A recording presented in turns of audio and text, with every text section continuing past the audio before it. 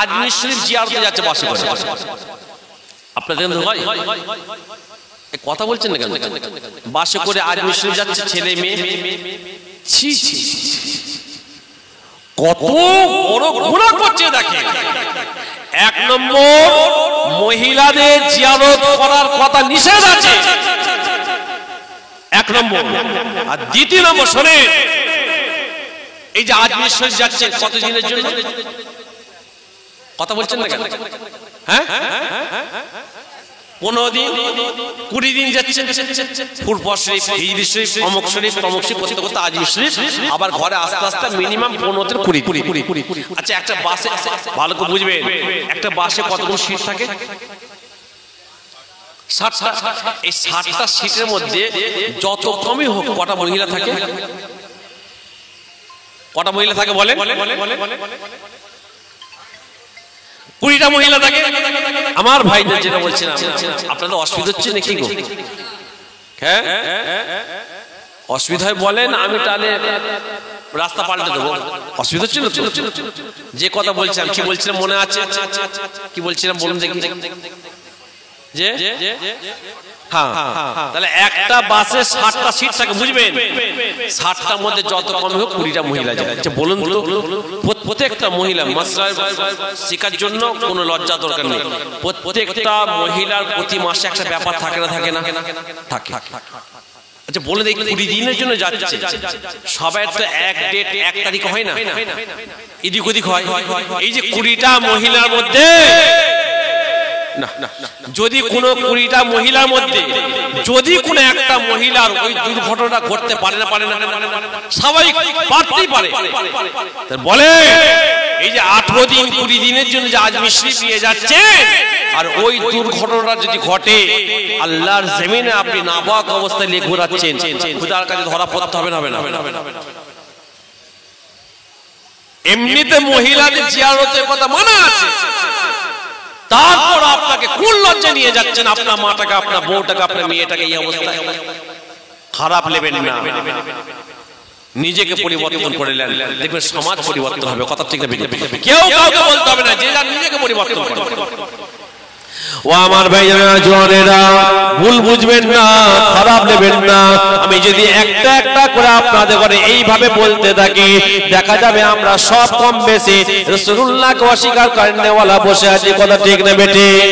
ও ভাইজান, তাই আপনাদের সবাইকে বলে যায়, না না, দুনিয়া আপনাকে আমাকে ছাড়তে হবে। এই দুনিয়া সারা জীবনের জন্য নয়, আপনাকে আমাকে দুনিয়া ছাড়তে হবে। এই জন্য আমার আল্লাহ পাক বললেন, বান্দারে, তোরা আমার কাছে গুনাহগার বান্দা হতে পারে, কিন্তু বান্দারে, তোরা যদি একবার অন্তর থেকে আমার কাছে যদি ক্ষমা চাইতে পারে, আমি আল্লাহ পাক তোদের পাহাড় গুনাহকে আমি আল্লাহ মাফ করে দেব। পরিষ্কার বাংলা কথা, আমরা সব গুনাহগার। বসে ও ভাইজানেরা, আপনি আমি পাহাড় গুনাহ করে বসে আছি ভাইজান। পরিষ্কার হিসাব যদি করতে দেখতে পাওয়া যায়, আমরা সব কম বেশি জাহান্নামে বসে আছি ভাইজান। এই জন্য আপনাদের করে আমি বলে যাচ্ছি, তওবা করে নেন, বেশি বেশি করে আমরা আস্তাগফিরুল্লাহ। আপনি আমার সঙ্গে সবাই পড়েন, আস্তাগফিরুল্লাহ, আস্তাগফিরুল্লাহ, আস্তাগফিরুল্লাহ, আস্তাগফিরুল্লাহ, আস্তাগফিরুল্লাহ, আস্তাগফিরুল্লাহ, আস্তাগফিরুল্লাহ, আস্তাগফিরুল্লাহ। ও ভাইজানেরা, এই আস্তাগফিরুল্লাহ কথাটা চতুরে পড়ে আমার রাসূলুল্লাহ জানিয়ে দিলেন, যখন কোনো ব্যক্তির মধ্যে আল্লাহ ভয়, মরণের ভয়, জাহান্নামের ভয় যখন এসে যাবে, আপনার আমার অন্তরে আল্লাহর ভয়, আপনার আমার অন্তরে কবরের ভয়, মরণের ভয় আসার পরে পাহাড় গুনাহ করেছেন ভাইজান, নিরাশ হওয়ার দরকার নয়। কেন না আমার আল্লাহ পাক পরিষ্কার জানিয়ে দিলেন, লা তাকনাতু মির রাহমাতিল্লাহ। বান্দা, তোরা আমার রহমত থেকে নিরাশ হয়ে যাস না। এই বান্দারে, তোরা আমার রহমত থেকে নিরাশ হয়ে যাস না। 60 বছর গুনাহ করেছেন, 70 বছর গুনাহ করেছেন, 80 বছর গুনাহ করেছেন। ও ভাইজানেরা, পাহাড় গুনাহ করার পরে আপনি নিরিবিলি নির্জনে বসে বসে আল্লাহর কাছে দুটো হাত তুলে আপনার অন্তরে আল্লাহর ভয়, মরণের ভয়, জাহান্নামের ভয় এসেছে ভাইজান, আল্লাহর কাছে দুটো হাত তুলে আল্লাহকে বলেন, আল্লাহুম্মা ইন্নী আউযু বিকা মিন আযাবিল মউত, আল্লাহুম্মা ইন্নী আউযু বিকা মিন আযাবিল কবর। আল্লাহুম্মা আজিরনা মিনান নার।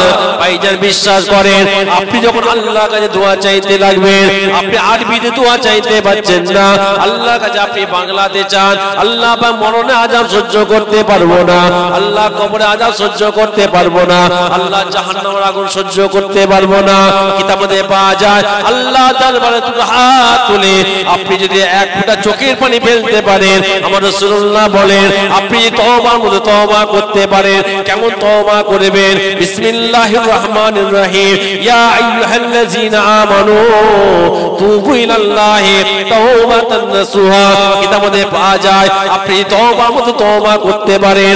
আপনার পাহাড় গুনাহ করেছেন, এক ফোঁটা চোখের পানি যদি খোদার জমিনে ফেলতে পারেন, আমার আল্লাহ পাক ওই এক ফোঁটা চোখের পানির খাতিরে আমার আল্লাহ আপনার আমার পাহাড় সারা জীবনের গুনাহকে আমার আল্লাহ মাফ করে দেবে।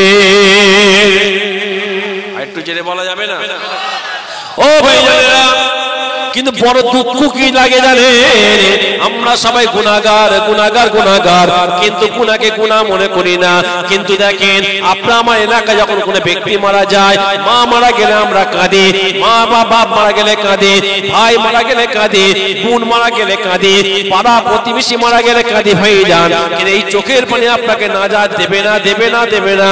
কিন্তু আপনার অন্তরে যদি আল্লাহর ভয়, মরণের ভয়, কবরের ভয় যদি আপনি যদি আল্লাহর জমিনে এক ফোঁটা চোখের পানি ফেলতে পারেন, আমার আল্লাহ পাক আপনার আমার জীবনের পাহাড় গুনাহকে আমার আল্লাহ মাফ করে দেবে।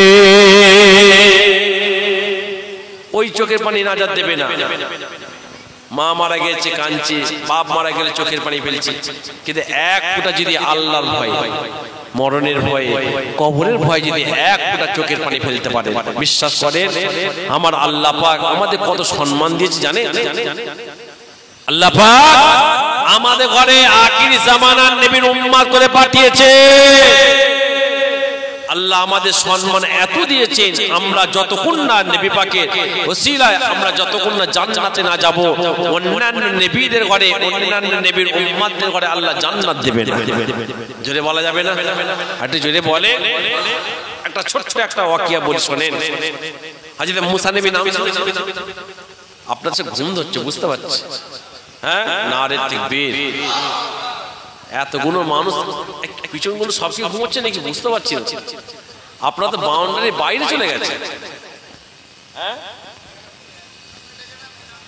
তাকবীরটা দেন, ওখানে বসে আছে সারাটা দেন, যে জেগে আছেন কি ঘুমাচ্ছেন বুঝবো কি করে? নারে তাকবীর। আপনারা কেউ দেবেন না, আপনারা যারা বসে আছেন দেবেন না। আমি ওখান থেকে শুনতে চাই নারে তাকবীর। আপনাদের মানা করছি যে আপনারা দিচ্ছেন, হবে কেন? দান না, আমি দেখবো ওখানে, এখানে ওখানে বেশি বসে আছে, কাঁধে আওয়াজ বেশি, আমি দেখবো নারে তাকবীর আছে না? আচ্ছা আপনারা দান দেখি তো, নারে তাকবীর।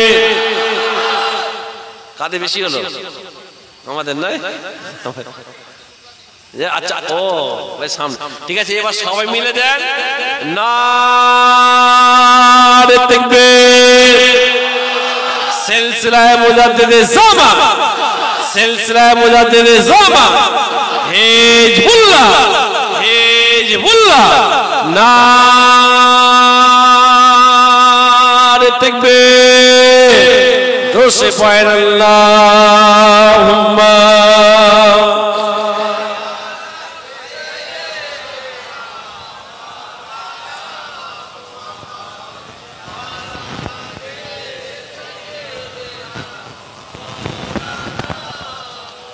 আমার ভাই যারা যেটা বলছেন এই ওয়াকিয়াটা বলি বিদায় নেব। আর বিশ্বাস করেন এই ওয়াকিয়াটা শুনে যদি নিজেকে পরিবর্তন করতে পারেন তাহলে মনে করব করতে পারবেন, আর আমার মনে হয় আর পরিবর্তন হবে বলে আসে। হয়তো মুসা নবী নাম শুনেছেন?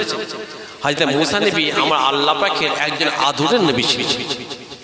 হযরত মুসা নবী একদিন কিতাব পড়তে, শোনেন, কিতাব পড়তে পড়তে এক জায়গায় লেখা পেলেন। কি লেখা পেলেন?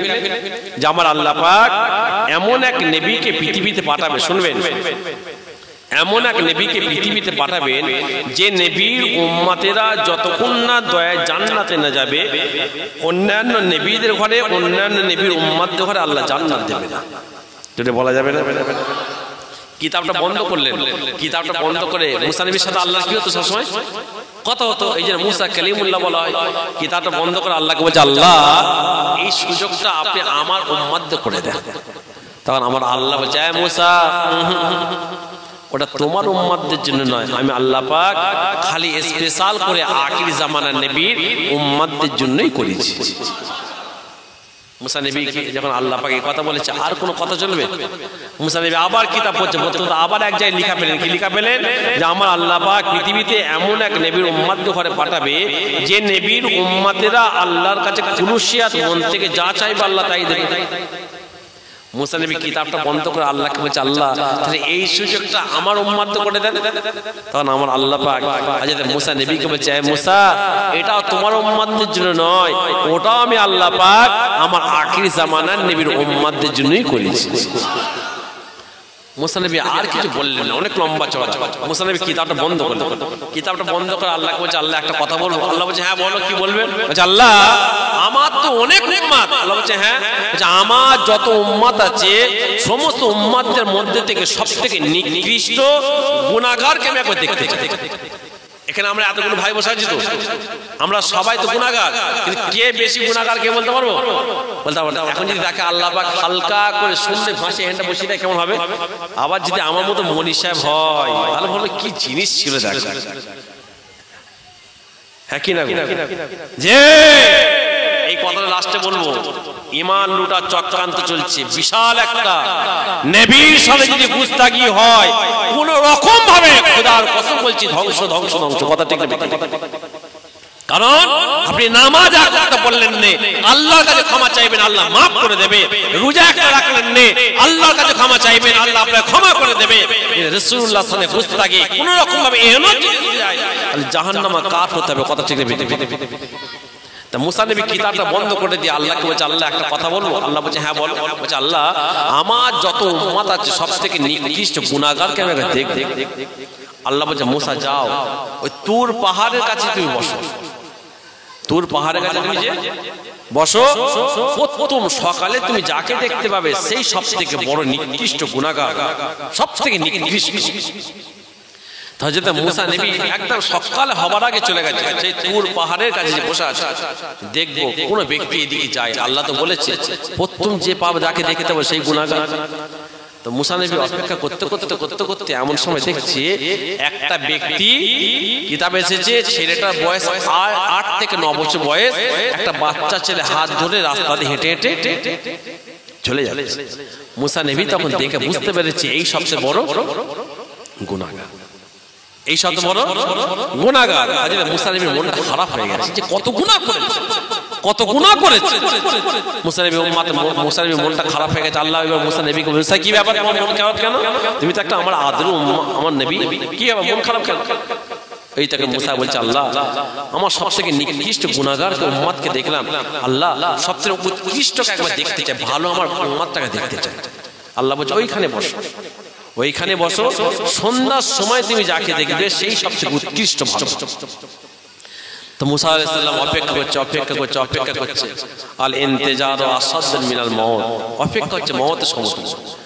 অপেক্ষা করতে করতে এমন সময় মুসা নবী দেখছে সন্ধ্যার সময় ওই ব্যক্তিটা, সারাদিন কোনো ব্যক্তি যাওয়া আসা নাই, আর সন্ধ্যার সময় ওই ব্যক্তিটা, অর্থাৎ সকালবেলায় যে ব্যক্তিটা গিয়েছিল আর সন্ধ্যার সময় ওই ব্যক্তিটা আবার রাস্তা দিয়ে ফিরে আসছে। জোরে বলা যাবে না? একটু জোরে বলেন। মুসা নবী দেখো অবাক হয়ে গেছে, এটা কি করে হতে পারে? এটা কি হতে পারে? ও আমার ভাইজানেরা জওয়ানেরা, হযরত মুসা আলাইহিস সালাম আমার আল্লাহ পাক ওই সময় জিজ্ঞাসা করেছিলেন এ রাব্বি আল্লাহ আপনি আমার সঙ্গে কথা বলেন, আমি মুসা আপনার সঙ্গে কথা বলি। আল্লাহ পাক আপনি তো আমাকে বড় মহব্বত করেন, আমি মুসাকে আপনি এত ভালোবাসেন। আল্লাহ পাক আপনার থেকে আমি একটা কথা জিজ্ঞাসা করতে চাই। সকালবেলা আমি যে ব্যক্তিটাকে দেখলাম, যে ব্যক্তিটাকে আমি দেখলাম ওই ব্যক্তিটা একজন নিকৃষ্ট গুনাহগার ছিল। আল্লাহ পাক সন্ধ্যার সময় আপনি আমাকে বললেন উৎকৃষ্ট ব্যক্তিকে আমি দেখতে পাবো। আল্লাহ পাক সন্ধ্যার সময় ওই একই ব্যক্তিকে আমি দেখতে পেলাম। আল্লাহ পাক এর রহস্যটা কি আপনি আমাকে একবার জানিয়ে দেন। এই রহস্যটা কি একবার জানেন? ও ভাইজানেরা, কিতাবের মধ্যে পাওয়া যায় আমার আল্লাহ পাক ওই সময় হযরত মুসা নবীকে বলেছিলেন, এ মুসা শোনো শোনো, সকাল বেলায় যে ব্যক্তিটা নিকৃষ্ট, সন্ধ্যার সময় সেই ব্যক্তিটা আমি আল্লাহ পাকের কাছে উৎকৃষ্ট। এ মুসা, সকাল বেলায় যখন এই ব্যক্তিটা গুনাহগার ছিল, ওই অবস্থায় যখন রাস্তা দিয়ে হেঁটে হেঁটে যাচ্ছিল মুসা, রাস্তা দিয়ে যেতে যেতে যেতে যেতে এমন সময়তে একটা জঙ্গলের মধ্যে প্রবেশ করেছে। একটা জঙ্গলের মধ্যে প্রবেশ করার পরে একটা বিশাল বড় জঙ্গলে প্রবেশ করার পরে ওই ব্যক্তিটা অর্থাৎ ওই বাচ্চাটা তার বাপকে জিজ্ঞাসা করতে লেগেছে, আব্বা জান আপনি একবার বলেন। মাশাআল্লাহ, তাকবীর, নারে তাকবীর। আওলাদে মুজাদ্দিদিস জামান, হিজবুল্লাহ, নারে তাকবীর।